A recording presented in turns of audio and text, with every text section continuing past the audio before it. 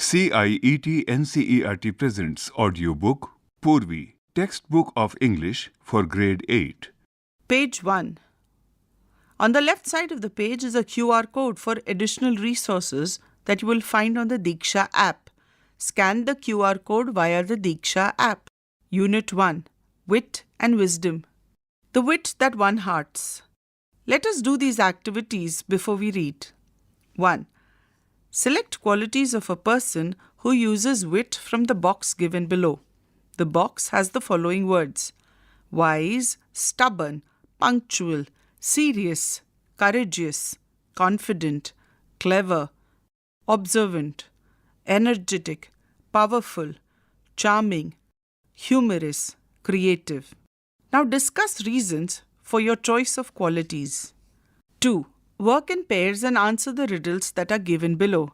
Share the answers with your classmates and teachers.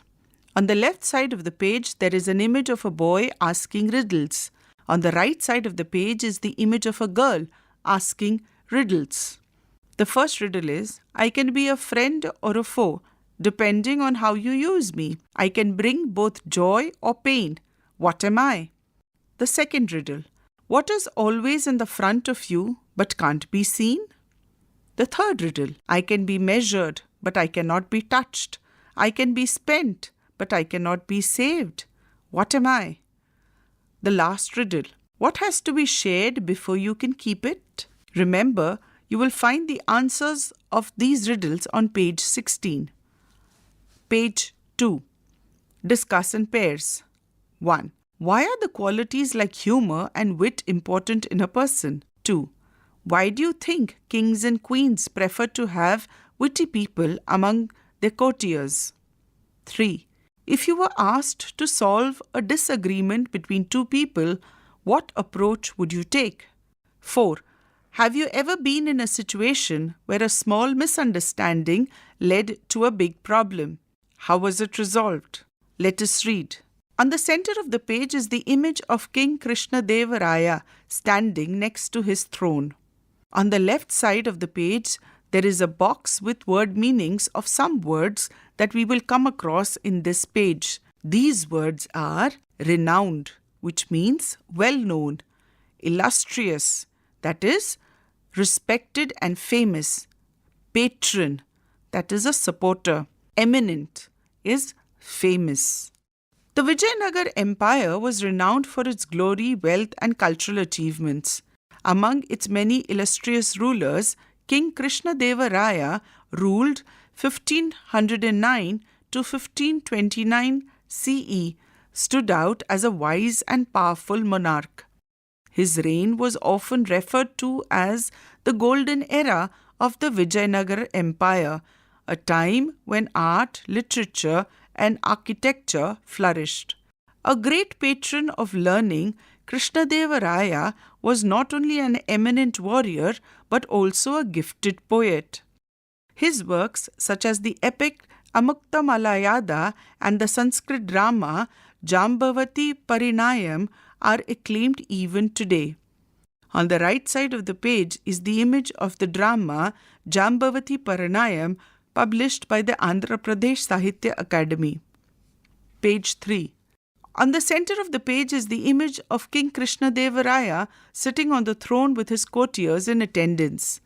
On the right side of the page, we have a box with the word meanings of some words that we come across in this page.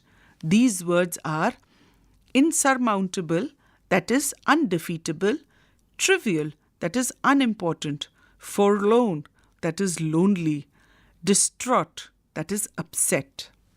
Vague, unclear. Krishnadeva Raya's court was home to 8 celebrated poets collectively known as the Ashtadiggajs. These poets, including Alasani Pedana and Tenali Ramakrishna, enriched the literary tradition with their masterpieces. Tenali Ramakrishna, in particular, was known for his quick wit and humor, earning him a special place in the king's court as both a poet and a witty advisor.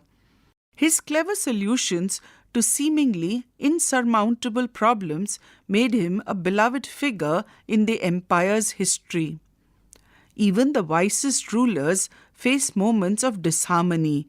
and at one such time the king had a quarrel with his queen, Tirumala Ambal, over a seemingly trivial matter. For weeks he did not utter a single word to her, and in his frustration stopped visiting her altogether.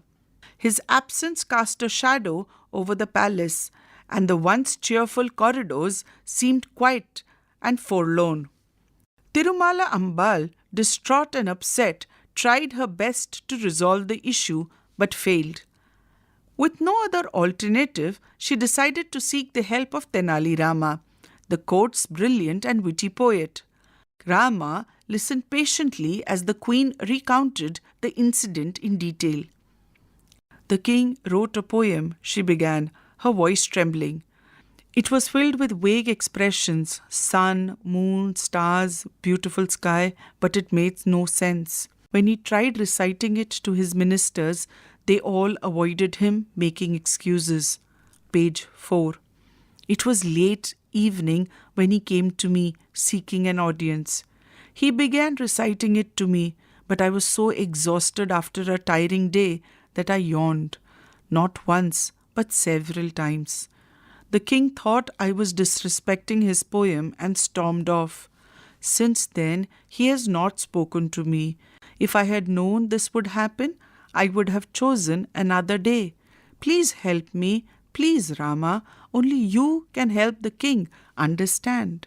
In the center of the page is the image of King Krishnadeva Raya's queen, Tirumala Ambal, sharing her story with Tenali Rama.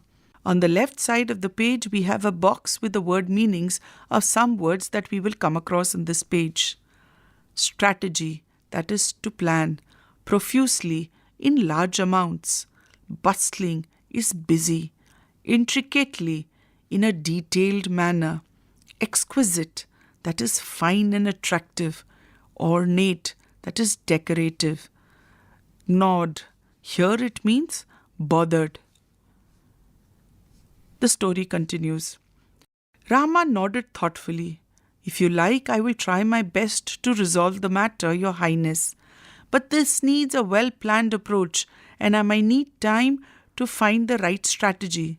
The queen, who had placed her last hope in Rama, agreed and thanked him profusely. The next morning, the royal court was bustling with activity. Ministers, scholars, courtiers filled the courtroom, its intricately carved pillars towering towards the high ceilings. Rays of sunlight streamed through the open windows, illuminating the floors adorned with exquisite rugs. Despite the lively chatter, a tension hung in the air. The king sat on his ornate throne, his expression stern, his sharp eyes scanning the room. It was evident that the unresolved quarrel still gnawed at him. Page 5. The court's discussion was centered on improving paddy cultivation in the empire. One by one, the ministers rose to present their ideas. Some suggested expanding irrigation networks, while others advocated for better manure. Amid these suggestions, Tenali Rama stood quietly at the edge of the court, observing everyone with an amused smile. On the right side of the page, we have a box with the word meanings of some of the words that we will come across in this page. Yield here means harvest. Sarcasm is mockery. Snickers is a suppressed laughter. Absurd is illogical. Unfazed is not to be worried. And the story continues. Finally, the king called upon Rama. The chatter in the court died down as all eyes turned to him. Rama approached the throne carrying a plate full of paddy seeds. At the center of the page is the image of Tenali Rama approaching King Krishnadeva Raya with a plate full of paddy seeds. Bowing low, he said, "Your Majesty, I bring you a revolutionary type of paddy seeds. If these are sown, the yield will be 3 times greater than the current results." A murmur swept through the room. One of the courtiers, known for his sarcasm, whispered just loud enough to be heard, "I wonder if these seeds are magic seeds. Next he'll claim they'll grow without water." Another muttered, "Perhaps he found them on the moon." Snickers rippled through the court. The king frowned, unimpressed. "That sounds absurd," he muttered. Such cultivation would need special soil, manure, and pest and insect repellents. If, by chance, something were to go wrong, our farmers would suffer. Rama smiled unfazed. That may be true, Your Majesty, but the real issue lies not with the seeds themselves, but with the person who sows them. Page 6. On the left-hand side of the page, we have a box with the word meanings of some words we will come across in this page. Furrowed is wrinkled. Skeptical means doubtful. Keenly means intensely. Gesture, it is a movement of a hand or head to express an idea or a meaning. The story continues. A hush fell over the court as Rama's words hung in the air. The king's eyebrows furrowed. What is wrong with the person who sows the seeds? Speak clearly, Rama, he roared. Rama glanced around the court, his sharp gaze meeting skeptical eyes of the courtiers. If one were to sow seeds without proper care, no one would reap a good harvest, he said, pausing for effect. And what if the person had a habit of yawning while sowing? Wouldn't the seeds scatter unevenly? The court erupted into laughter, the earlier sarcasm replaced by genuine amusement. Even the king, caught off guard, sighed and instinctively yawned. Rama watched him keenly, then continued, Your Majesty, is there anyone in this world who does not yawn? It is as natural as breathing. The king's expression shifted as realization dawned. His mind raced back to the quarrel with the queen. He remembered scolding her harshly for yawning while he recited his poem. He realized how unfair he had been. If I had known that yawning was not a sign of disrespect, I wouldn't have taken her gesture so personally, he thought, regret filling his heart. At the bottom of the page is the image of Krishnadevaraya and his queen. Page 7. On the right side of the page, we have a box with the word meanings and some of the words that we would come across in this page. Orchestrated, that is arranged. Brimmed, that is overflowed. And the story continues. That evening, the king approached the queen with a softened expression. Tirumala Ambal, he began, his voice gentle. I have been foolish. I see now that I have overreacted. I let my pride blind me. I am so sorry. The queen, who had longed for this moment, smiled and replied, If you like, we can leave this quarrel behind us. I would very much like to listen to your poem. Rama, who had orchestrated this settlement, felt victorious. The king and queen later presented him with valuable gifts for his service. The royal couple's bond was restored, and the palace brimmed once again with joy and laughter. Let us discuss. 1. Rectify the following false statements from the text. 1. The queen insulted the king by speaking against the quality of his poem. 2. Tenali Rama immediately went to the king and convinced him to talk to the queen. 3. The courtiers admired the king's poem and praised his literary talent. 4. The ministers in the court were eager to hear Tenali Rama's idea about paddy cultivation. 5. The king never realized his mistake and continued to stay angry with the queen. Let us think and reflect. Listen to the extracts and answer the questions that follow. 1. The king thought I was disrespecting his poem and stormed off. Since then, he has not spoken to me. If I had known this would have happened, I would have chosen another day. Help me, please, Rama. Only you can help the king understand. Rama nodded thoughtfully. If you like, I will try my best to resolve this matter, Your Highness. But this needs a well-planned approach, and I may need time to find the right strategy. On the right side of the page, we see an image of Tenali Rama. 1. Why does the queen believe that only Tenali Rama can help the king understand? Page 8. On the left side of the page was the image of King Krishnadevaraya's queen. 2. What is the queen's statement? If I had known this would have happened, I would have chosen another day suggest about her feelings. Your options are A. She is angry at the king for overreacting. B. She regrets the unintended misunderstanding. C. She believes the poem was not worth listening to. D.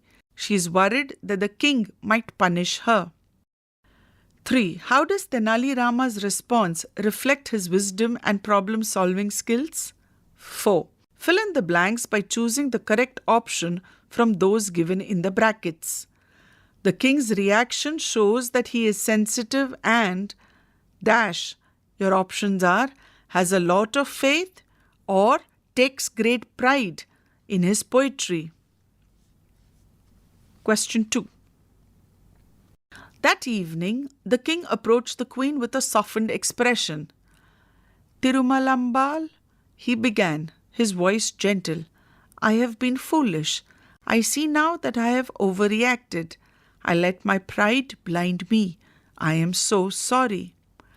The queen, who had longed for this moment, smiled and replied, If you like, we can leave this quarrel behind. I would very much like to listen to your poem. 1. Complete the following with a suitable explanation. When the king said, I let my pride blind me, he means that fill in the blanks in the space provided. 2. Why does the queen say, if you like, we can leave this quarrel behind us? 3. Fill in the blanks by choosing the correct options from those given in the brackets. The king acknowledges that his pride clouded his judgment, which shows fill in the blank in the space provided. Your options are intelligence and courage or maturity and self-awareness. 4. State any one characteristic that the queen response to the king's apology shows about her. 2. Answer the following questions. 1. Why was Vijayanagara Empire considered to be in its golden era during Krishnadevaraya's reign? 2. How did Tenali Ramakrishna gain a special place in the king's court? 3. How did the quarrel between the king and the queen affect the palace? 4. What strategy did Tenali Rama use to make the king realize his mistake? Page 9. 5.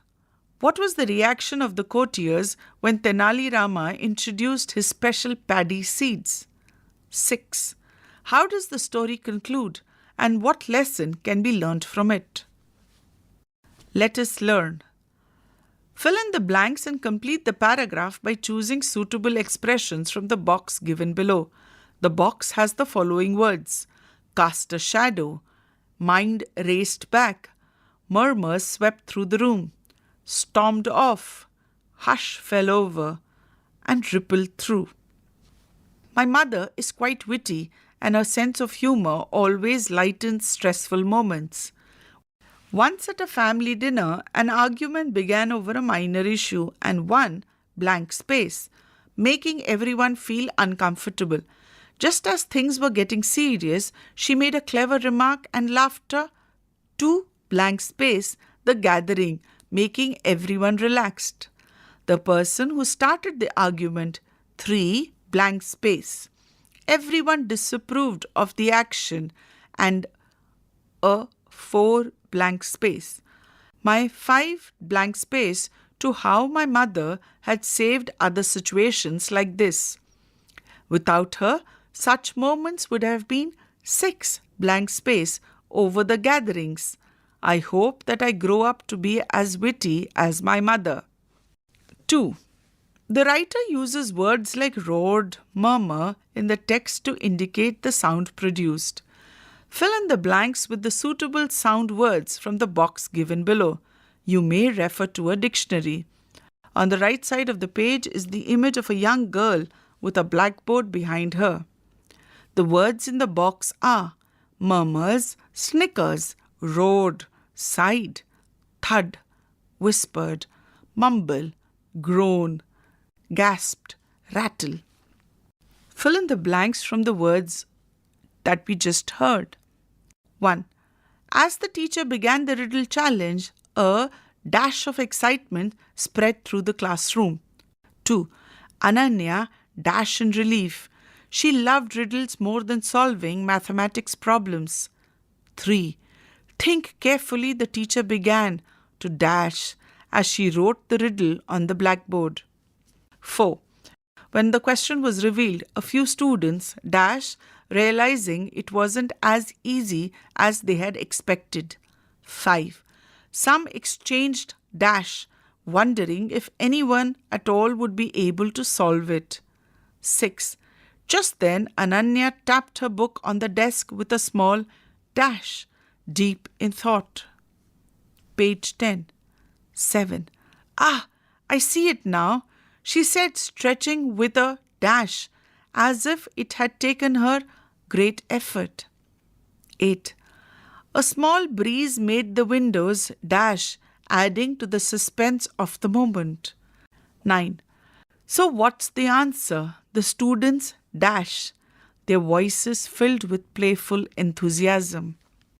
10. Leaning forward with a smile, Ananya dash. Sometimes the trickiest questions have the simplest answers. 3. As you have learned, a compound word is formed when two or more words are combined to create a new word with a distinct meaning. There are 3 types of compound words. Closed compounds, for example, sunlight, courtroom. Hyphenated compounds, well planned. And open compounds, paddy seeds. 1. Create a new compound word by matching words in column 1 with those in column 2. The words in the column 1 are quick, soft, common, house, book, ill, sky, dance. The words in column 2 are hall, tampered, spoken, blue, store, sense, witted, and hold. At the bottom of the page is the image of 2 schoolboys discussing something. 2. Fill in the blanks with the words created in the previous question. Ravi was, dash, always speaking calmly even in his arguments. He grew up in a lively, dash, where he learned to handle different personalities. His friend Arun, however, was, dash, and often lost his patience. Despite this, Arun admired Ravi's, dash, thinking. One evening, as they passed a dash, they saw some performers rushing out. Ravi noticed that one of them had dropped a dash book on the ground. "Is this yours?" he asked. "Oh, thank you, young man," the performer smiled. "It's a recent purchase from the dash around the corner." True to his nature, Arun promptly said to Ravi, "It's dash. That's not from the bakery, but bookshop." Ravi smiled and they walked on. 4. Listen to the sentence from the text and the explanation given in the table. The table has 3 columns. The first column is the sentence from the text. The second column is the tense that has been used in the sentence. And the third column gives us the explanation of the tense. The table explains the conditional if clause with various tenses.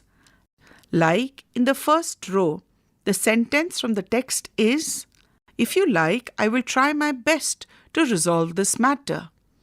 The tense used in the sentence is simple present plus present modal. And the explanation is, the condition in the if clause may or may not be fulfilled. The present tense refers only to a possible future action. In sentence 1, "if you like" is the subordinate clause, if clause, and "I will try my best to resolve this matter" is the main clause. In the next 2 sentences, identify the subordinate and main clause. The second sentence from the text is, "If by chance something were to go wrong, our farmers would suffer. The tense used in the sentence is simple past plus past modal. And the explanation is the condition in the if clause expresses a hypothetical or imaginary situation. The third sentence from the text is, if I had known this would have happened, I would have chosen another day. The tense used is past perfect plus would have and past participle. And the explanation is, the condition in the if clause describes what the speaker would have done differently if the past situation had been different, and it is impossible to rectify it in the present. Page 12. Now we will match the subordinate clause, that is if clause, given in column 1 with the appropriate main clause given in column 2 to make complete sentences. The subordinate if clauses in column 1 are 1. If I had a magic wand. 2. If it rains tomorrow. 3. If you had listened carefully. 4. If you finish your homework. 5. If I were invisible. 6. If the alarm had rung. In column 2, we have various examples of main clauses. These are A. We will go to the theatre. B. I would sneak into the secret room. C. I would give myself wings. D. The boys would have woken up on time. E. We will stay indoors and play board games. F. You would have solved the puzzle. 5. Complete the following sentences appropriately with either the main clause or the subordinate if clause. 1. Your teacher will be unhappy if. Complete the sentence. 2. They would have caught the train if. Complete the sentence. 3. Dash if you continue to stay up late every night. 4. If she knew the answer, complete the sentence. 5. Dash if she had studied harder. 6. If I had ₹1,000,000, complete the sentence. 6. Complete the following sentence. One example is being read out to you. If I were a tree, I would play with the wind and talk to the birds. Second, if I were the head teacher of my school, complete the sentence. 3. If I were a bird, complete the sentence. 4. If I were a magician, complete the sentence. 5. If I had studied harder, complete the sentence. Let us listen. You will listen to a woman narrating a story. As you listen, fill in the blanks in each of the following sentences that you will hear by selecting the correct options. Page 46. You will now hear the transcripts for the Let Us Listen activity given on page 12. The wit that won hearts. You will listen to a woman narrating a story. As you listen, you need to fill in the blanks for the following sentence given by selecting the correct options. The narration goes, Hello everybody, today I'll be narrating a story about a quick-witted courtier in the kingdom of Vijayanagara. A renowned scholar, proud of his abilities, once visited the kingdom of Vijayanagara.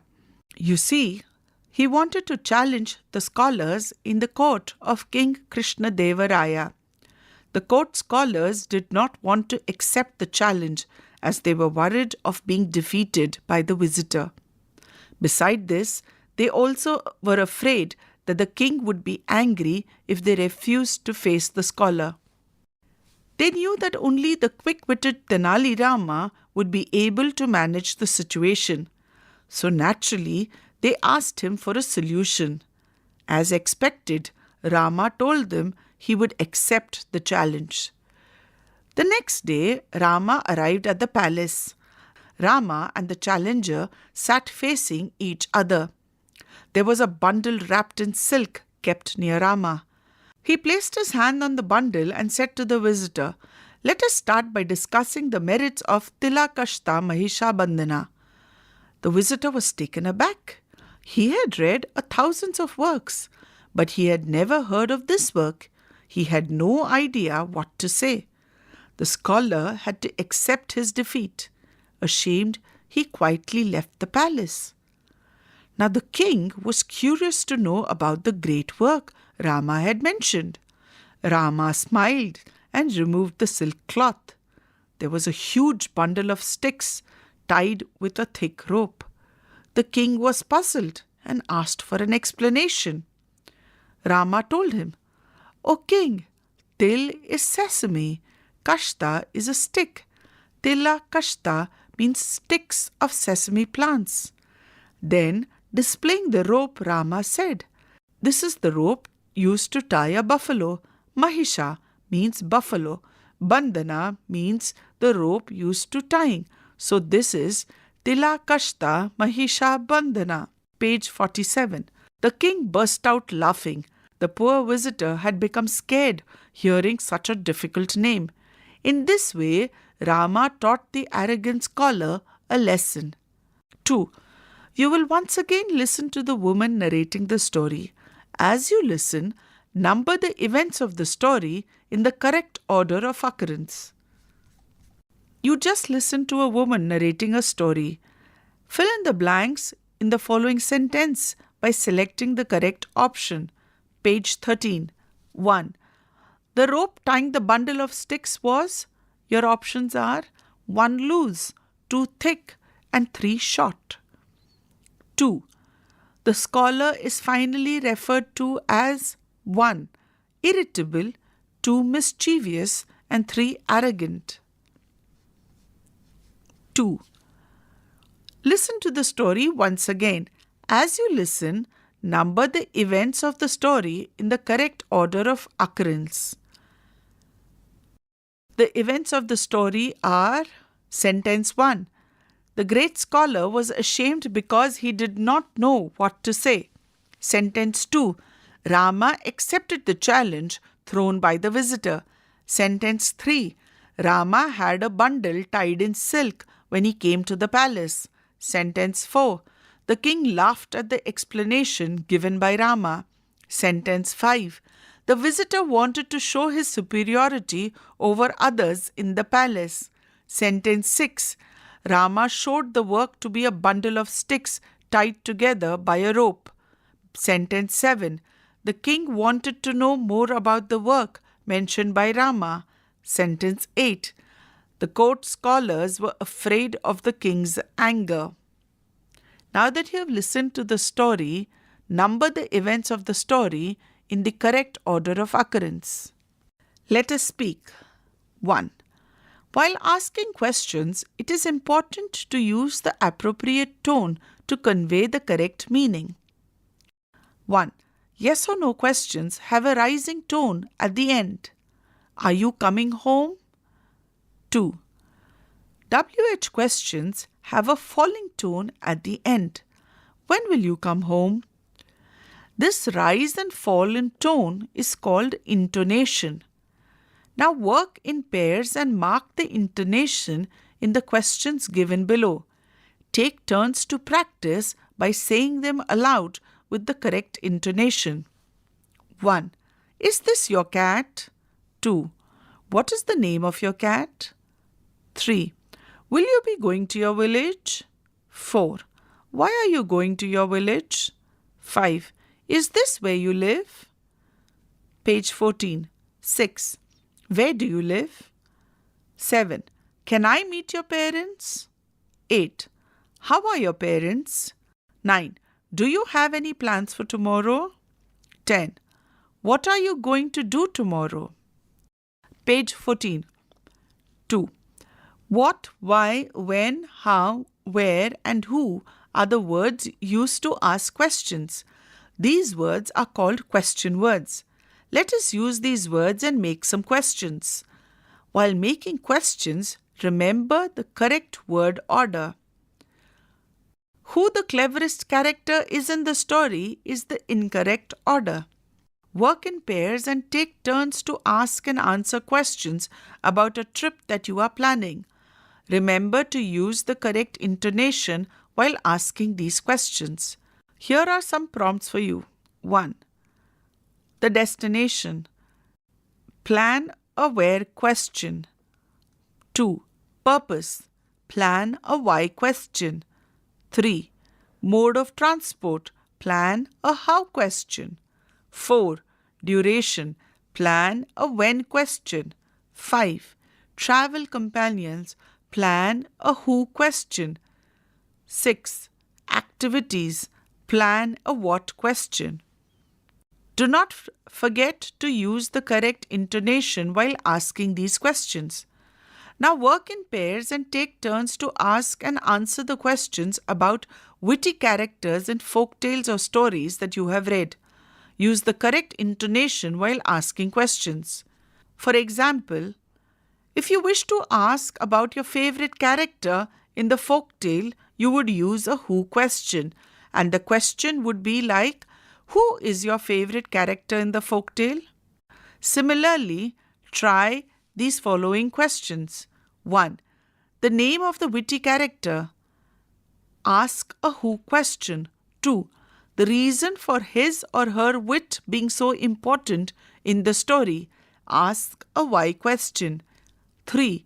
The most famous trick or clever idea he or she used. Ask a what question. 4. The time period or setting of the folktale or story. Ask a when question. 5. The way she or he used his or her intelligence to solve a problem. Ask a how question. 6. The location where the story takes place. Ask a where question. Page 15. On the right side of the page is an image of a teacher with students. Let us write. A narrative essay is written on a personal experience or an imagined experience. 1. Listen to the narrative essay. A lesson in responsibility. One bright morning, I woke up to the sounds of birds chirping loudly. For once, I wasn't late for school. My uniform was neatly laid out, and my homework was already packed in my bag. I felt proud of myself for being so organized. But little did I know, the day would still teach me an important lesson. During the morning assembly, our teacher, Mrs. Rao, announced a surprise science quiz. My heart skipped a beat. I had studied the chapter a week ago, but I had forgotten to revise it over the weekend. As I sat at my desk with the question paper in front of me, I froze. The questions looked familiar, yet I couldn't recall the answers clearly. I tried my best to focus, but it wasn't enough. Later, when the results were announced, I scored much lower than I expected. Disappointed, I spoke to Mrs. Rao after the class. She smiled and said, "It's not about how much you know, but how consistently you prepare. Small efforts add up every day." Her words stayed with me. From that day on, I made it a habit to revise my lessons regularly, even if there wasn't an immediate test. Responsibility isn't just about being on time or finishing tasks. It's about being ready for what's unexpected. Now work in pairs and check if the following features are present in the narrative essay that you just heard. 1. Introduction. The essay begins with a clear and engaging opening. The introduction sets the context for the narrative. 3. The central idea or purpose is clear. 2. The body of the essay. Events are narrated in a logical sequence. Descriptive details are used. Characters and settings are clearly described. The narrator's emotions or thoughts are shared. The essay includes a challenge or a problem or a turning point. Page 16. 3. Conclusion. The essay ends with an outcome. A lesson or a message is clearly stated. 4. Writing style. The tone is personal and engaging. First person narration is used. For example, I and my. 5. Language. The essay uses simple and clear language. Grammar, punctuation, and spellings are correctly used.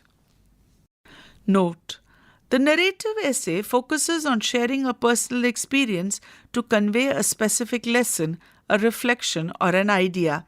It has an introduction, a body, and a conclusion. Now write a narrative essay based on any one of the following situations given below. The day I learnt the value of teamwork, or a small act of kindness that made a difference. Let us explore. 1. Limericks are poems in 5 lines that have a twist in the last line. Read and enjoy the following limericks and create one of your own. Raju flew his kite in the sky so wide, it soared with grace, full of pride. But a crow came along, singing its song, and now it's the crow on a joyride. 2. Go to the library and read a story of your choice. Share its theme, the interesting parts of the story, with your classmates and teacher. 3. You must have read stories of wit, humor, and wisdom in your own language or English. Make a list of these stories that you have read on a chart paper. Each student should read at least one new story from the list. The answers to the questions on page 1 are: 1. Words, 2. Time, 3. The future, and 4. A secret. Page 17. A concrete example.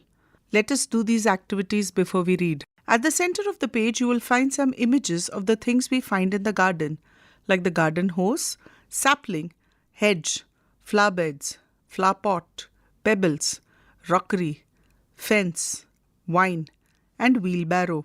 2. Work in groups of 4. What kind of garden would you like to have? Mention the features that you can include and the reasons for your choice. Share your answers with your classmates and teachers. 3. Read the title of the poem. What comes to your mind when you read the word concrete? Does it have more than one meaning? Share your answers with your classmates and teachers. Page 18. Let us read. On the right side of the page is the image of Mrs. Jones taking her neighbor through her garden. The poem reads: My next door neighbor, Mrs. Jones, has got a garden full of stones, a crazy path, a lily pond, a rockery, and just beyond, a sundial with a strange device, which Mrs. Jones thinks rather nice. My next door neighbor, Mrs. Jones, puts little plants between the stones. They are so delicate and small that they don't mean anything at all. I can't think how she gets them in, unless she plants them with a pin. My next door neighbor, Mrs. Jones, once asked me round to see her stones. We stood and talked about a flower for quite a quarter of an hour. Where is this lovely thing? I cried. You are standing on it, she replied. This poem was written by Reginald Arkell. Page 19. Let us discuss. Complete the following summary with exact words from the poem. One example has been done for you. Share your answers with your classmates and teacher. The poem describes Mrs. Jones, the speaker's next door neighbor, who has a unique garden filled with Her garden includes a peculiar a pond and a rockery, along with an unusual that she finds charming.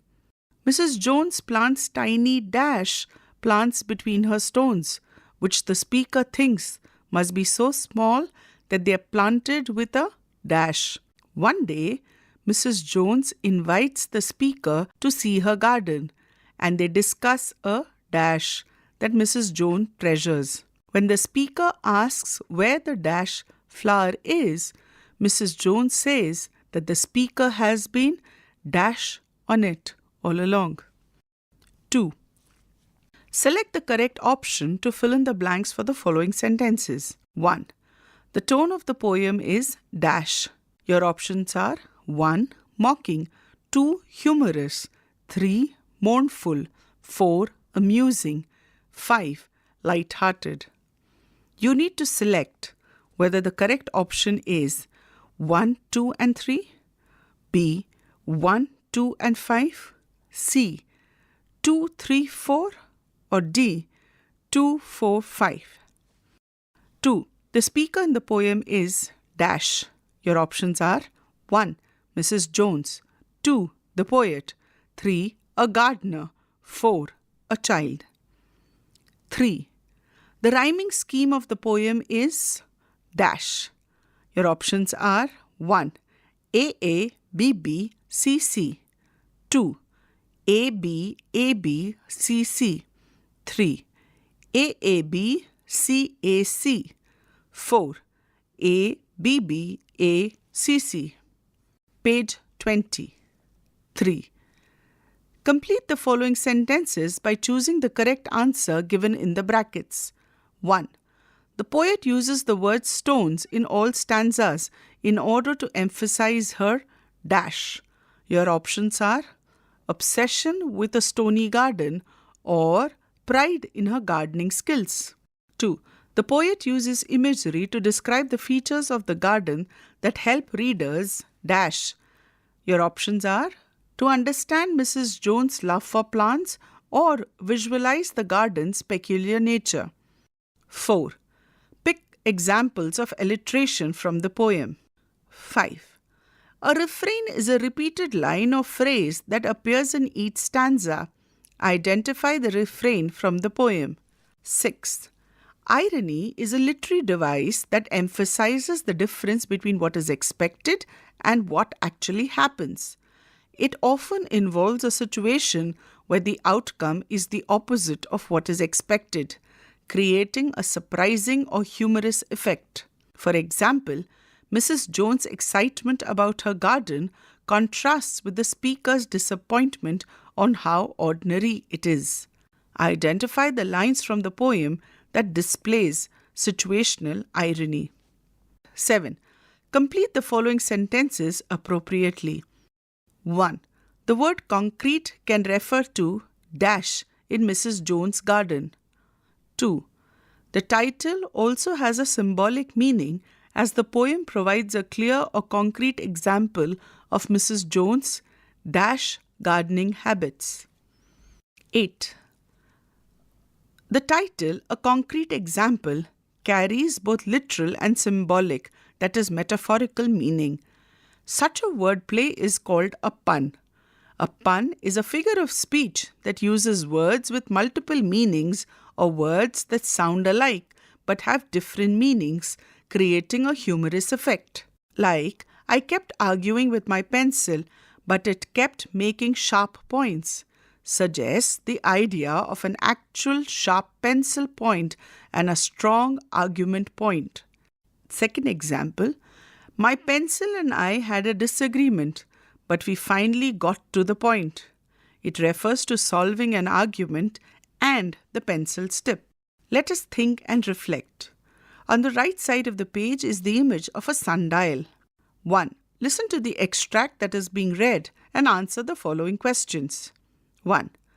My next door neighbor, Mrs. Jones, has got a garden full of stones, a crazy path, a lily pond, a rockery, and just beyond, a sundial with a strange device, which Mrs. Jones thinks rather nice.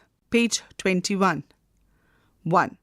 What can be inferred about Mrs. Jones' taste in gardening from the description of her garden being full of stones? 2. Identify whether the following statement is true or false. The garden serves as a means to reveal more about Mrs. Jones herself. 3. What does the poet mean by crazy path? 4. What does the sundial with a strange device suggest about Mrs. Jones' personality? Your options are A. She has a fascination with unusual items. B. She prefers traditional garden decorations. C. She is uninterested in her garden's appearance. And D. She likes modern and expensive items. 2. Answer the following questions. 1. How does Mrs. Jones feel about her garden? Support your answer with evidence from the poem. 2. Why do you think the speaker describes the plants as being so small that they could be planted with a pin? 3. What do we get to know about Mrs. Jones based on her gardening style and her interaction with the speaker? 4. The poem portrays Mrs. Jones in a positive light. Support this statement. 5. What does the poem tell us about the way people think differently about the world around them? Let us learn. 1. Select the appropriate word from the brackets that correctly replaces the underlined words in the sentence from the text. 1. A sundial with a strange device. The underlined word is strange. Your options are unusual, peculiar, new, rare, external. 2. Dash, which Mrs. Jones thinks rather nice. The underlined word is nice and your options are pleasant, superior, agreeable, gentle, charming. 3. They are so delicate. The underlined word is delicate. The options are delicious, fragile, dainty, graceful, and weak. 4th. Where is this lovely thing? I cried. The underlined word is cried. The options are exclaimed, wept, shouted, announced, whispered. Page 22. 2. The sundial is referred to as a device in the poem. Work in pairs to infer the meaning of device. Share your thoughts with your classmates and teacher. Now match the type of instruments in column 1 with their definitions in column 2. For more information, column 3 gives us examples of each type of instrument mentioned in column 1. You can add more examples in column 3. So the types of instruments mentioned in column 1 are implement, tool, equipment, appliance, and gadget. The various definitions given in column 2 are 1. Something that is electrical and is used to do work in the house. 2. Something small that is mechanical or electronic. 3. Something that works on being moved by hand. 4. A set of necessary items for a particular purpose. 5. Something used by hand to make or repair. Let us look at some examples given in column 3 for each instrument in column 1. Spade and knife is an example of an implement. Hammer is an example of a tool. Cricket bat, helmet, batting gloves, etc. are examples of equipment. Mixer grinder is an example of an appliance. Mobile phone, laptop is an example of a gadget. You can now match the column 1 with the definitions in column 2. 3. Complete the table by making new words in column 1 using the hints given in column 2. Replace the first letter of the word given to create new words. One example has been done for you. The words in column 1 are to be filled by you. In column 2, we will find description of the words given. The first example given in column 1 is nice. If we replace the first letter of nice to find a word that means cut into small pieces, we get the word dice. Dice is the second word in column 1. Similarly, you need to use the following examples to complete column 1. The next example is substitute the first letter of the given word to get a new word which means the grain that we cook. Another example is the plural of mouse. Another example is the word for a bad habit. Page 23. 2. We will repeat the same exercise but for a different word. The word in column 1 is soil. The column 2 has the following definitions. For the first word, we need to find a word that says heat something. The second word is work very hard. The third word is length of wire in a circle. The fourth word is sheets to wrap food items. Let us listen. On the right side of the page is a commemorative postage stamp issued by the Government of India regarding the rock garden of Chandigarh. 1. You will listen to a presentation about the wonderful rock garden of Chandigarh. As you listen, answer the following questions using 1 to 3 exact words from the presentation. Page 47. Hello everyone. The Rock Garden is a spacious open-air exhibition. It is a proof of human creativity with waste materials. This garden was created by Nek Chand in 1957.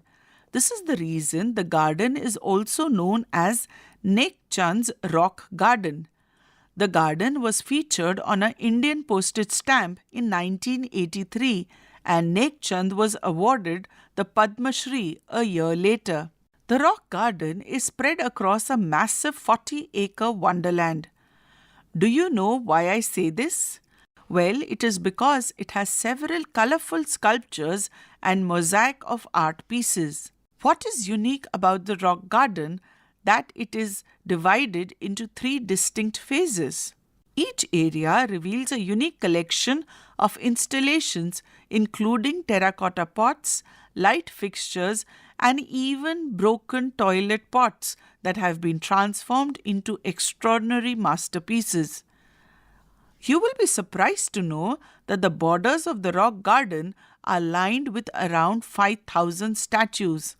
The rock garden is truly a place that celebrates the best from waste. I sincerely recommend that you visit this extraordinary national treasure. Now answer the following questions using 1 to 3 exact words from the presentation that you just heard. 1. Where was Nek Chand's rock garden featured? 2. What kind of sculptures does the rock garden have? 3. How is the rock garden divided? 4. Name any one thing that has been transformed into a piece of art in the rock garden. 5. Approximately how many statues border the rock garden?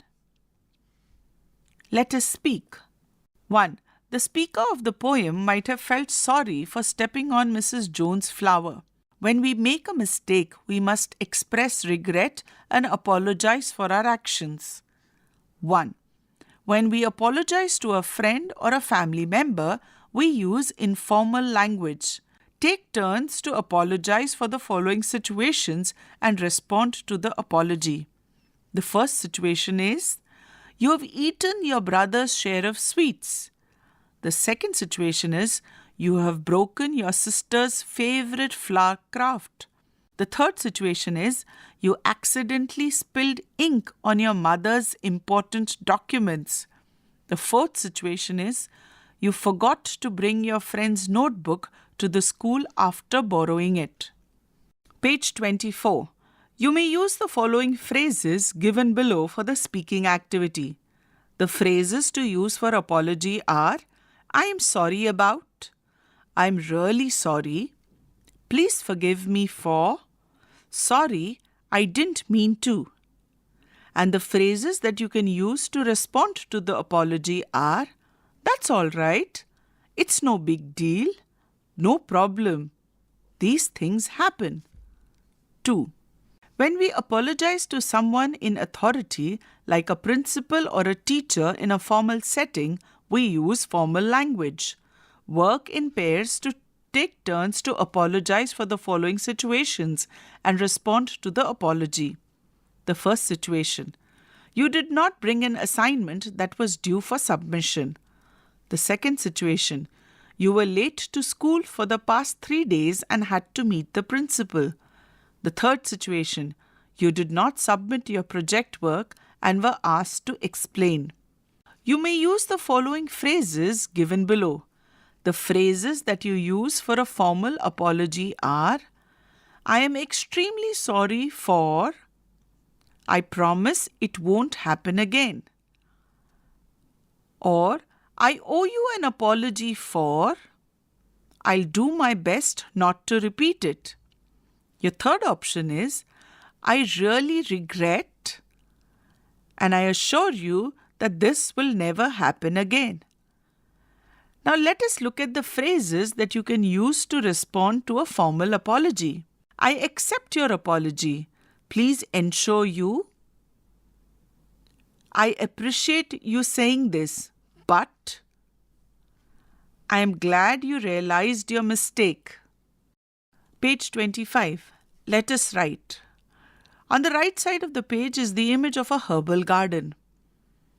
You are a member of a nature club of your school. Draft a notice informing the students of grades 6 to 8 about the inauguration of the herbal garden. Points to remember. Mention the purpose of writing date, time, venue, and other relevant information, whom to contact, when and where. Use formal language in the third person form and write the notice in a box. At the center of the page is the box with the following written. Name of the organization is written on the top in capitals. Below that, notice is written in capitals. On the left-hand side, date is written. In the center of the page, below date, title is written. And then we are supposed to draft the body of the notice. On the left-hand side, after the body of the notice, we have the name, signature, and class of the person writing the notice. Let us explore. 1. Amrit Udyan is a garden spread over an expanse of 15 acres around Rashtrapati Bhavan in New Delhi. It has multiple attractions that include a specially curated garden for children called Bal Vatika, a tree house, nature's classroom, etc. It also has the bonsai, herbal 1, herbal 2, tactile garden, Arogya Vanayam, and circular gardens with a diverse variety of flora and fauna. Page 26. On the left side of the page is the image of Amrit Udyan. The website for taking the virtual tour of the Rashtrapati Bhavan and Amrit Udyan is also given. Now find out about popular gardens in your region and share with your classmates and teachers. 2. A herbarium is a collection of plant samples preserved for long-term study, usually in the form of dried and pressed plants mounted on paper. The website is virtualtour.rashtrapatibhavan.gov.in. On the right side of the page is an image of pressed flowers mounted on a piece of paper.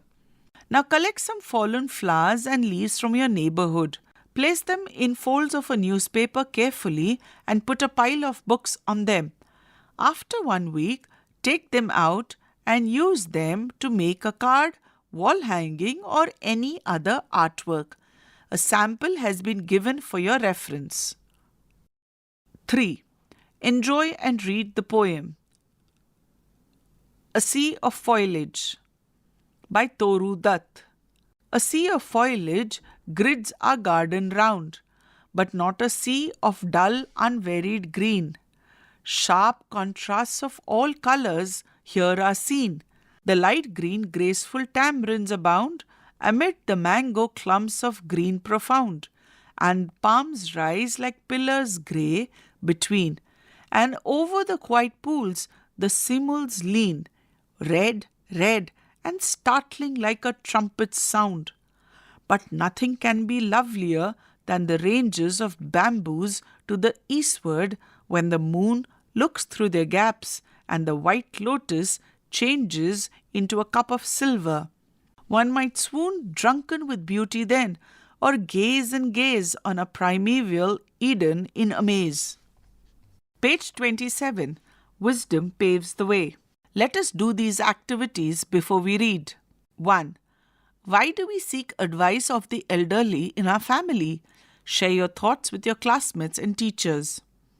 2. Knowledge is about learning facts and information, while wisdom is using that knowledge with good judgment. Work in pairs. Listen to the following situations and classify each one of them as either knowledge or wisdom. 1. Ria's understanding of plant care helped her grow a healthy vegetable garden in her backyard. 2. Mr. Kumar values time with family over chasing wealth. 3. Karuna's expertise in computer programming helped her develop a successful app. 4. Rohan understood the value of time management and created a timetable to complete his assignments systematically. 5. Ramesh chose to forgive his friend for a misunderstanding. 6. Miss Vijayanti delivered a lecture on Indian classical music at the cultural festival. At the center of the page, we have a table with 2 columns, knowledge and wisdom. You need to now classify the situations that you heard above as either knowledge or wisdom. 3. Listen to the picture description carefully. At the bottom of the page is an image of a village scene where there are 4 people, a broken house, a monkey sitting on top of the broken house, and a cat hanging from the tree nearby. The 4 people are discussing amongst each other and looking at the monkey. Now, what do you think might have happened? Share your answers with your classmates and teachers. Page 28. Let us read. On the left side of the page, we have a box with the meanings of some words that we will come across in this page. The words are adorned, that is beautified, tapestries, that is heavy decorative fabrics woven with pictures or patterns, resolute, that is determined, bustling is busy. Let us read. The characters of this play are the king of Ujjain, a young king, 4 young men, Ramdutt, Shivdutt, Hardutt and Devdutt. The merchant, 2 sentries. The setting in the play is a road leading to Ujjain that is visible from a distance. Later, the play shifts to the king's court, which is adorned with rich tapestries, tall pillars and regal decor. The time of the play is midday. Scene 1. The road to Ujjain. 4 young men, Ramdutt, Shivdutt, Hardutt and Devdutt, are walking along a dusty road leading to Ujjain. At the bottom of the page is the image of these 4 men walking along a road towards Ujjain. They appear travel-worn but resolute, their eyes fixed on the city that looms ahead. The sun is high and distant noise of the bustling city faintly reaches them. Page 29. On the right side of the page, we have a box with the word meanings of some of the words that we will come across in this page. The words are eludes, that is difficult to obtain. Devise, here it means to think of. Deliberate, to think carefully. The play begins. Ramdutt, wiping his brow. We have journeyed far from home, yet the prospect of finding work still eludes us. Hardutt, how long has it been since we left our village? Shivdutt, I believe it has been over a week, perhaps even longer. Ramdutt, 10 days to be precise. Every day feels longer than the last. Devdutt, 10 days are but a short span in the grand scheme of things.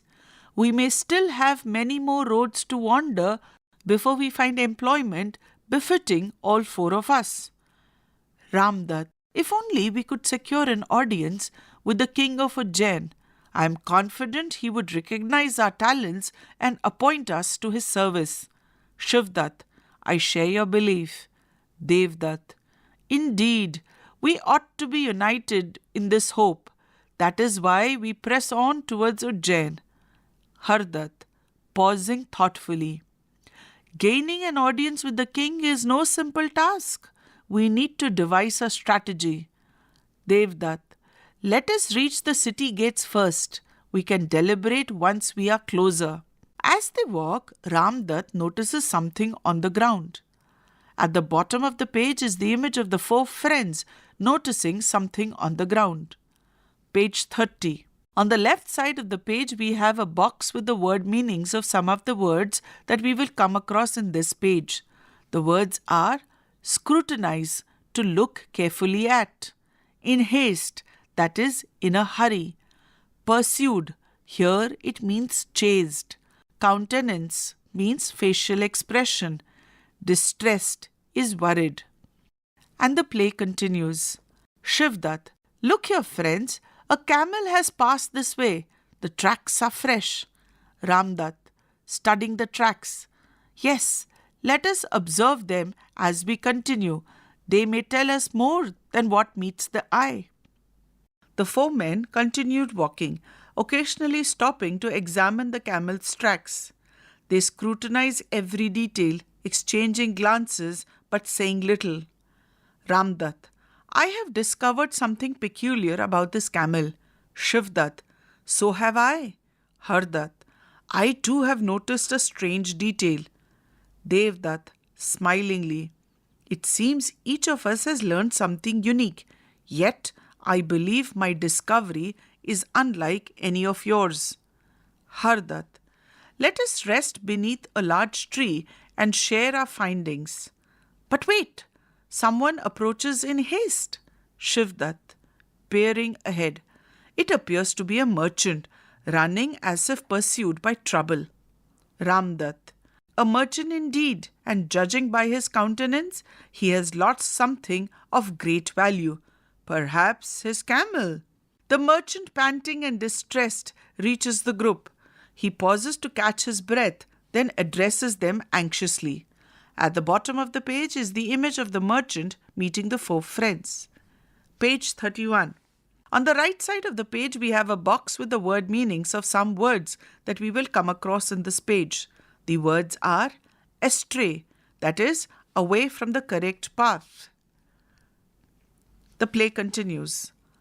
Merchant, breathlessly. Good day, kind sirs. All four. Good day, brother. Merchant. I seek your help. My camel has gone astray. Have you by chance seen it? Ramdutt. Is your camel lame in one leg by any chance? Merchant, surprised. Yes, it is. Shivdutt. Is it blind in the right eye? Merchant. Precisely. It is blind in one eye, the right one, as you say. Hardutt. And does it have a short tail? Merchant, astonished. You describe it perfectly. Yes, it has a short tail. Devdutt. Tell me, sir, has it not been suffering from a pain in the stomach? Merchant, taken aback. How could you possibly know that? The poor creature has been unwell for 2 weeks now. Surely you are a healer. I will gladly pay your fees if you can cure it. But tell me, where is my camel? Ramdutt, we regret to inform you that we do not know where it is. At the bottom of the page is the image of the merchant and the four friends approaching Ujjain. Page 32. On the left side of the page, we have a box with the word meanings of some words we will come across in this page. The words are indignant, that is angry; yonder, that is over there. And the play continues. Shivdutt, we have not seen your camel, not even once. Merchant, indignant. How can it be? You speak of my camel as if it stood before you, yet you dare to claim you have not seen it? You are deceivers. You must have stolen it and sold it off. I will take this matter to the king himself. Devdutt, you are free to do as you wish, sir. If the king desires our presence, we shall be waiting under the banyan tree yonder. Merchant, I do not trust your words. I will not leave you here to slip away. You shall come with me to face the king. All four. Very well, we shall go to the king. They follow the merchant towards the city gates. As they arrive at the palace, the merchant speaks urgently to a sentry. The sentry leads the merchant inside. But before we go ahead, let us discuss. 1. Complete the following sentences with suitable reason. One example has been done for you. Share your answers with your classmates and teachers. 1. Shivdat said, I believe it has been over a week, perhaps even longer, because it had been a long time since they left the village. 2. Devdutt said, Indeed, we ought to be united in this hope. That is why we press on towards Ujjain. Because 3. Hardutt said, Look there, friends, a camel has passed this way. The tracks are fresh. Because 4. Shivdat said, It appears to be a merchant running as if pursued by trouble. Because 5. The merchant said, How could you possibly know that? The poor creature has been unwell for 2 weeks now. Surely you are a healer. Because 6. Devdutt said, You are free to do as you wish, sir. If the king desires our presence, we shall be waiting under the banyan tree yonder. Because Page 33. On the right side of the page, we have a box with the word meanings of some of the words that we will come across in this page. Draperies means long thick curtains. Canopy here means a cover fixed over a seat for decoration. Grievance is a complaint. Accusations is a claim that someone has done something wrong. And the play continues. Scene 2. The King's Court. The king of Ujjain sits upon his throne, surrounded by courtiers. The grand hall is adorned with rich draperies, tall columns, and a golden canopy. The king, regal in his bearings, watches intently as the merchant and the sentry bow before him. King, commanding, What is the matter that brings you to my court? Sentry, Your Highness, this merchant has come with a grievance against 4 travellers. He accuses them of stealing his camel. King, Bring forth the accused. The sentry bows and exits, returning shortly with the 4 young men. They bow respectfully before the king, maintaining calm despite the accusations against them. At the center of the page is the image of the 4 friends standing before the king. King, to the merchant, Speak your accusations clearly. I shall not tolerate any confusion in my court. Merchant, Your Majesty, these men know every detail of my missing camel, yet they insist they have never seen it. They are undoubtedly the thieves. How else could they know so much about it? King, turning to Ramdutt, You speak. What do you know of this camel? Page 34. On the left side of the page, we have a box with the word meanings of some words that we would come across in the page.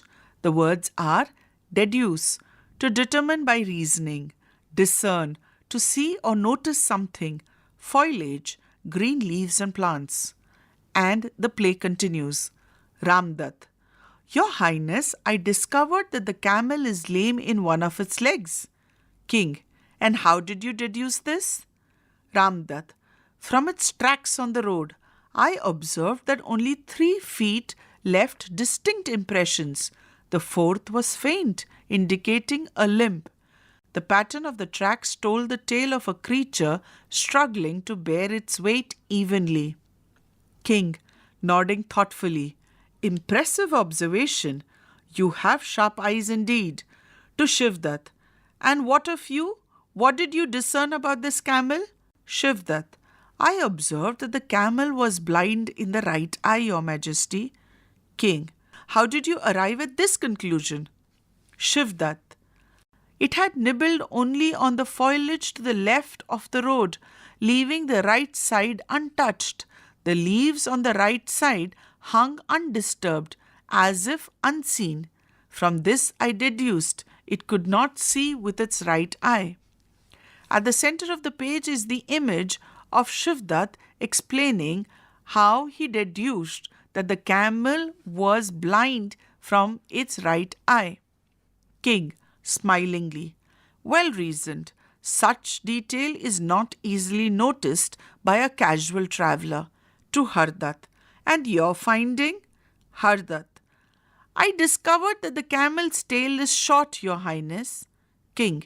Explain how you came to such a conclusion. Page 35. On the right side of the page, we have a box with the word meanings of some words that we will come across in this page. The words are fended off, that is, guarded against. Insight, a clear, deep understanding.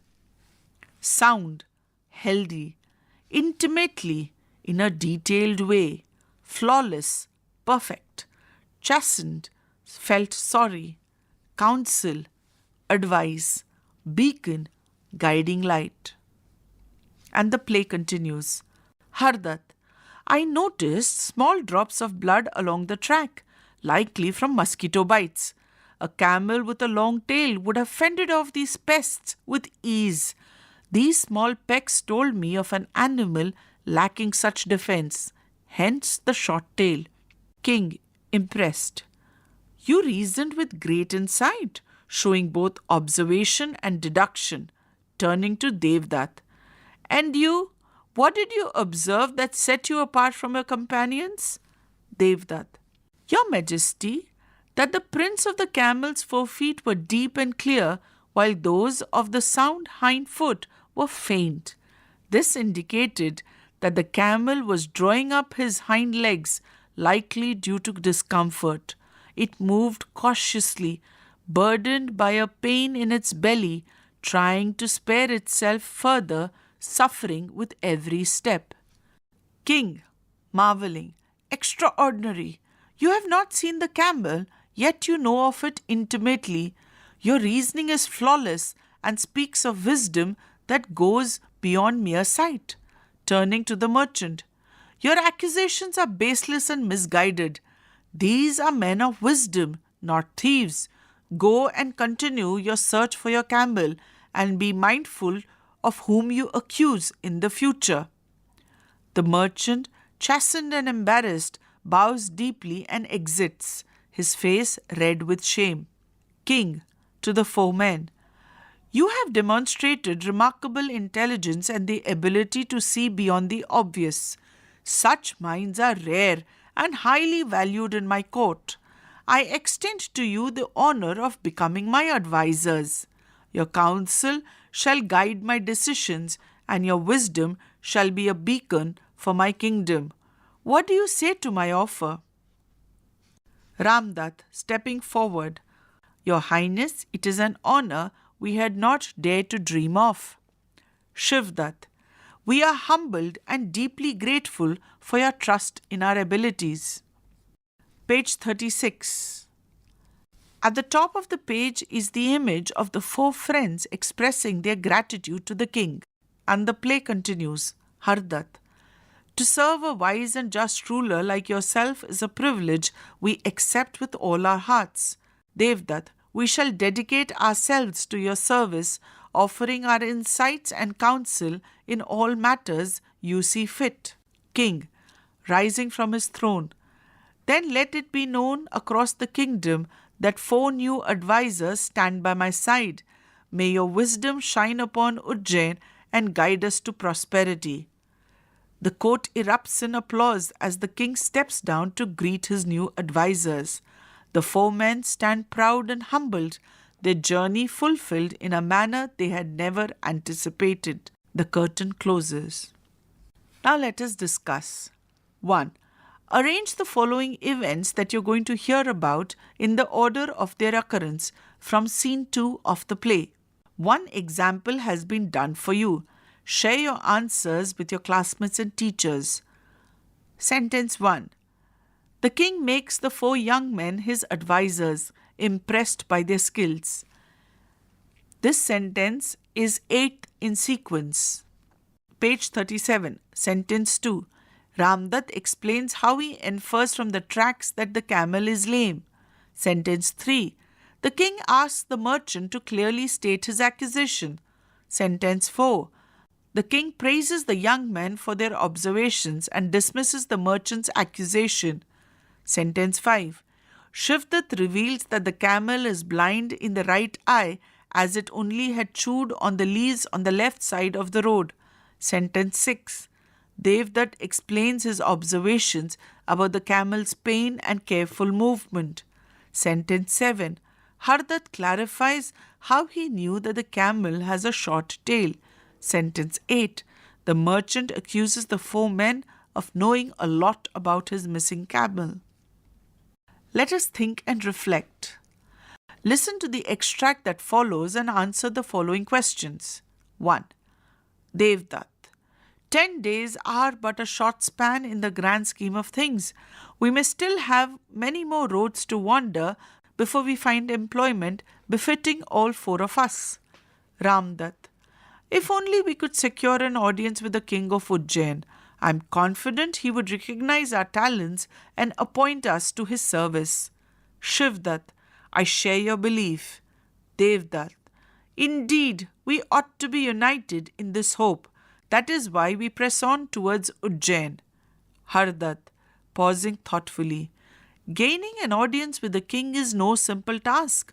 We need to devise a strategy. Identify the false statement from the 2 statements that are being read and rectify it. A. Devdutt believes that finding employment is an easy task. B. Ramdutt is confident that the king would recognize their talents. 2. What does Ramdutt's confidence in gaining the king's recognition tell us about him? 3. Complete the sentence that you will hear with the correct options from those given. In the line, that is why we press on towards Ujjain, the phrase press on refers to page 38. Your options are A. Walking with heavy steps. B. Moving forward with determination. C. Slowing down frequently for rest. D. Stopping briefly to save time. 4. Hardutt says, we need to devise a strategy. What can be inferred about Hardutt's character from this statement? A. He is doubtful of their abilities and wants to give up. B. He is eager to rush into the palace without preparation. C. He is cautious and thoughtful, preferring to plan ahead. D. He relies on others to make decisions for the group. Question 2. King, to the 4 men. You have demonstrated remarkable intelligence and the ability to see beyond the obvious. Such minds are rare and highly valued in my court. I extend to you the honor of becoming my advisors. Your counsel shall guide my decisions, and your wisdom shall be a beacon for my kingdom. What do you say to my offer? Ramdutt, stepping forward. Your Highness, it is an honor we had not dared to dream of. On the left side of the page is the image of the king. 1. Select the option that is both true for assertion A and reason R. The assertion is, the merchant left the court feeling humbled and ashamed, and the reason is, the king commanded that the 4 wise men join his court. Options are, both assertion and reason are true, and the reason is the correct explanation of the assertion. Option B. Both assertion and reason are true, but the reason is not the correct answer for the explanation of the assertion. Option C. The assertion is true, but the reason is false. Option D. The assertion is false, but the reason is true. Question 2. Complete the following sentence by choosing the correct option. The line, see beyond the obvious, means that the men had the ability to dash. Your options are A. Challenge common beliefs with reasoning. B. Interpret information in traditional ways. C. Notice details that others might overlook. D. Predict what is going to happen in the future. Question 3. Complete the following sentence with a suitable reason. Ramdutt described the king's offer as an honor we had not dared to dream of because. 4. How does the king's offer to the foreman reflect his values as a ruler? Page 39. 2. Answer the following questions. 1. What does the dusty road leading to Ujjain tell us about the challenges of the young men's journey? 2. Why did the merchant become suspicious of the four men? What does this tell us about him? 3. How do the four young men's observation about the camel serve as a turning point in the play? 4. Why did the king believe the four young men and not the merchant? 5. How does the capability of the four young men make them suitable to become advisors? 6. Why does the merchant feel ashamed of accusing the four young men of stealing his camel? Explain in your own words.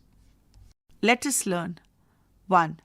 Complete the sentences by filling in the noun form of the textual words given in the brackets. 1. Some games need a lot of thought and dash. Write the noun form of deduce in the blank space provided. 2. We need to make close dash of animals in order to understand their behavior. Write the noun form of observe in the blank provided. 3. A detailed dash of the documents shows a lot of errors. Write the noun form of scrutinize in the blank space provided. 4. You should not make any false dash against anyone. Write the noun form of accuse in the space provided. 5. She was given an award in dash of a contribution to literature. Write the noun form of the word recognize in the space provided. 2. Match the expressions in column 1 with the meanings in column 2. The expressions in column 1 are with all our hearts, to be precise, gain an audience with, catch his breath, erupt in applause, grand scheme of things, taken aback, more than meets the eye. And the meanings given in column 2 are surprised, starts cheering together, hidden information that is not obvious, exact and accurate, meeting or hearing someone, complete sincerity, to pause or rest for some time, overall plan of life in a larger context. Page 40. Now make sentences using any 5 of the expressions from column 1. 3. Match the different meanings of face and bear with the correct usage in the sentences given in the table below. N stands when the word is used as a noun and V stands for the word when it is used as a verb. The word is face and the meanings are as a noun. The front part of the person's head from the forehead to the chin. As a verb, to be positioned with the face or front towards. Another meaning as a word is to deal with a difficult task or situation. Another meaning as a noun is the front or surface of anything. Now match these meanings to the following sentences. 1. Ravi turned to face his father when he was called. 2. The face of the clock was painted red and blue. 3. She has a round, smiling face. 4. We should be ready to face life's challenges. Now similarly, let's do another exercise for the word bear. As a verb, the word bear means tolerate. As a verb, it also means to accept. As a noun, it describes a large, heavy mammal. And as a verb, it also means to produce or give birth. Now the meanings given in column 1 have to be matched to the sentences that reflect the meaning. The sentences are, the trees that I planted in my garden took a long time to bear fruit. 2. I spotted a bear on a wildlife safari. 3. Ria agreed to bear the responsibilities with confidence. 4. I can't bear the sound of vehicles honking. Page 41. 4. Match the highlighted words in the sentence in column 1 with the functions they express in column 2. The sentences in column 1 are, I will gladly pay your fee if you can cure it. The highlighted word is will. 2. You must have stolen it and sold it off. The highlighted word is must. 3. You shall come with me to face the king. The highlighted word is shall. 4. How could you possibly know that? The highlighted word is could. 5. I am confident he would recognize our talents and appoint us to his service. The highlighted word is would. 6. A camel with a long tail would have fended off these pests with ease. The highlighted word is would. 7. They may tell us more than what meets the eye. The highlighted word is may. 8. May your wisdom shine upon Ujjain and guide us to prosperity. The highlighted word is may. 9. Indeed, we ought to be united in this hope. The highlighted words are ought to. 10. We need to devise a strategy. The highlighted word is need to. 11. You speak of my camel as if it stood before you, yet you dare to claim not to have seen it? Now that you've heard sentences in column 1 with the highlighted words, from column 2, match the functions they express. The functions given are expression of belief, imagined or hypothetical possibility, moral obligation or advice, challenge, logical conclusion, wish or hope, necessity, prediction, willingness, command, possibility. 5. Complete the following story with modal verbs in the box given below by using the clues from the functions given within the bracket. As you listen to the story, remember modal verbs can have the following functions. They can show ability, necessity, suggestion, or even a possibility.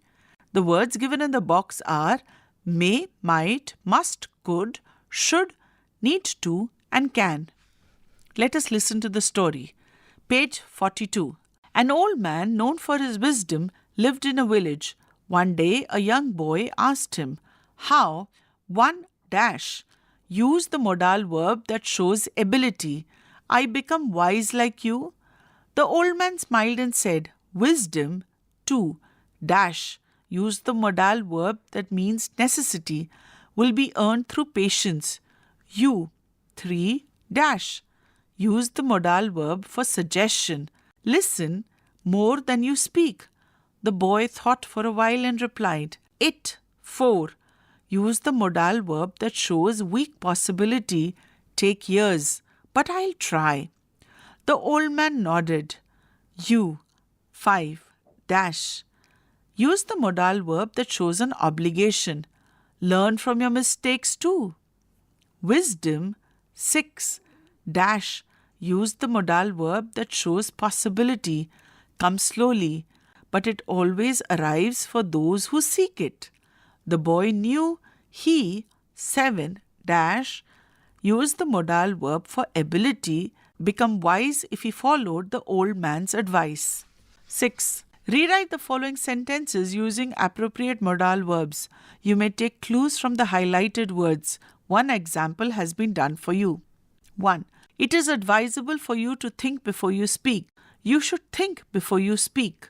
Advisable has been changed with the word should. 2. It is unnecessary to worry about things beyond your control. The highlighted word is unnecessary. 3. It is not possible for a person to gain experience without taking risks. The highlighted words are not possible. 4. It is essential to treat others with kindness even when they disagree with you. The highlighted word is essential. 5. It is not allowed to interrupt when someone else is speaking. The highlighted words are not allowed. Let us listen. You will now listen to 4 people sharing their thoughts on why they enjoy witty characters and stories. As you listen, match the statements 1 to 6 given below to the speaker 1, 2, 3, 4. There are 2 statements that you do not need. Let us hear what the 4 people have to say about witty characters in stories. Speaker 1. I love witty characters because they make serious situations funny. Even when things seem tense, they always have a clear response. Such characters never panic, think fast and solve problems in the smartest way. I wish I could think that quickly. Speaker 2. Witty characters are the best because they can make stories exciting. I especially like how they turn ordinary moments into something memorable. It makes me feel like intelligence and humor are just as powerful as strength. Speaker 3. I enjoy witty characters because they always have an answer for everything. They use humor instead of fighting, and that's really wonderful. Even in folk tales, they prove that smart thinking can win over force. It makes me laugh, but also teaches me to stay calm in tricky situations. Speaker 4. Witty characters add charm to a story. Their intelligence keeps the reader engaged, and their humor makes learning fun. Whether it's a folktale or a modern one, a clever character always stands out. I often feel that wit and wisdom go hand in hand. Now that you've listened to the 4 people sharing their thoughts, match the 6 statements given below to speaker 1, 2, 3, 4. The statements are: witty characters prove that cleverness is as powerful as strength. 2. Witty characters show us ways to make learning enjoyable. 3. Witty characters in story keep the reader involved. 4. Witty characters teach me that tricky situations can be managed calmly. 5. Witty characters add excitement to a story by their extraordinary deeds. 6. Witty characters can deactivate tense situations with their cleverness. Page 43. Let us speak. 1. Look there, friends.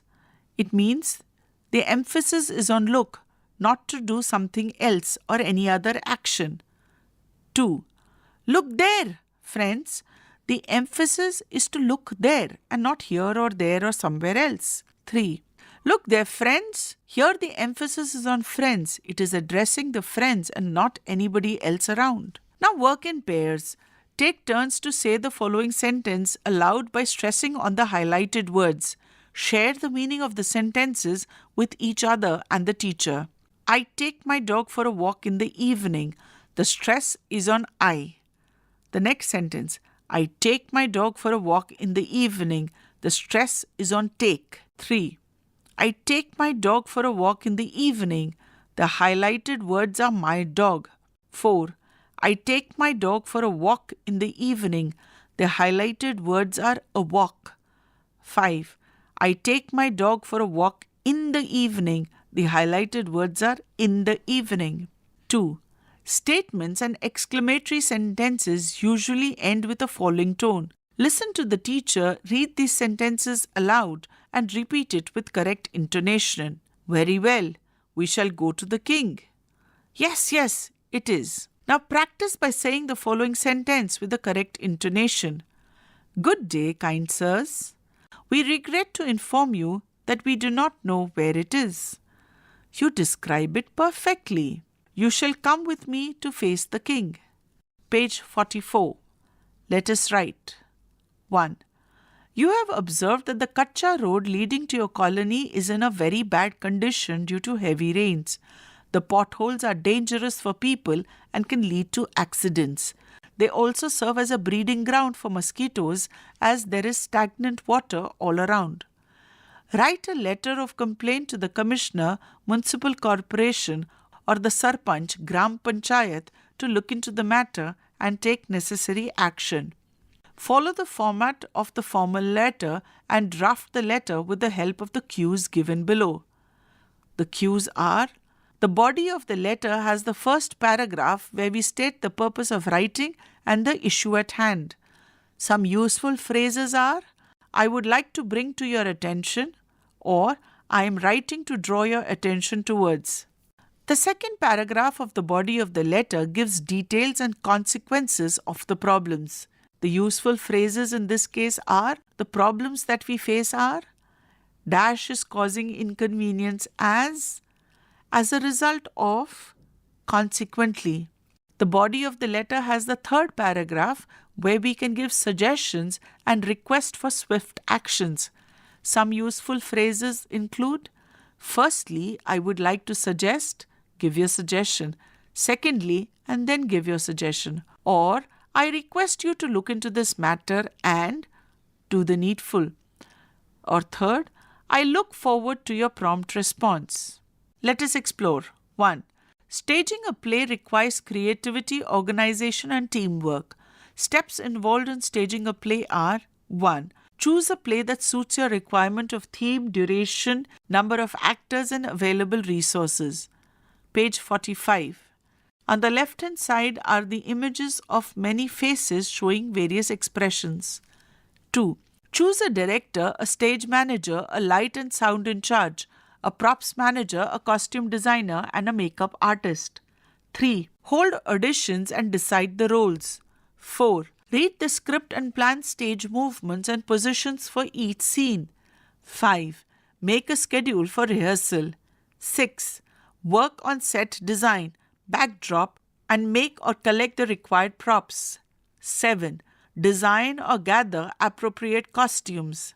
8. Plan makeup and hairstyle to suit the play's time period.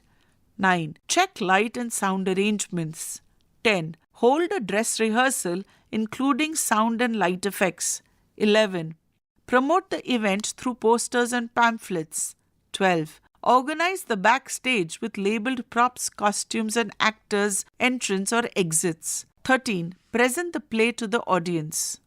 Now present the enactment of the play, Wisdom Paves the Way, with the help of the steps you have just read. Ensure you use the correct intonation and sentence stress. 2. Stories related to wit and wisdom have always fascinated the readers. Go to the library and read stories associated with the following: Vikramaditya and Betal, Tenali Rama, Gopal the Jester, Panchatantra Tales. On the right side of the page is the image of a book that reads Panchatantra Tales. At the bottom of the page is a box with 2 quotations. The first is by Savitribai Phule, who says, "Let knowledge be the beacon that dispels the darkness of ignorance." And the second quotation is by Rabindranath Tagore. He says, "The highest education is that which does not merely give us information, but that makes our life in harmony with all existence." Unit 1 ends here. Narration Dr. Pranita Gopal. Sound recordist Virendra Rawat. Production assistant Mukul Singh. Directed and produced by Vimlesh Chaudhary. This audiobook is brought to you by CIET NCERT, New Delhi, India.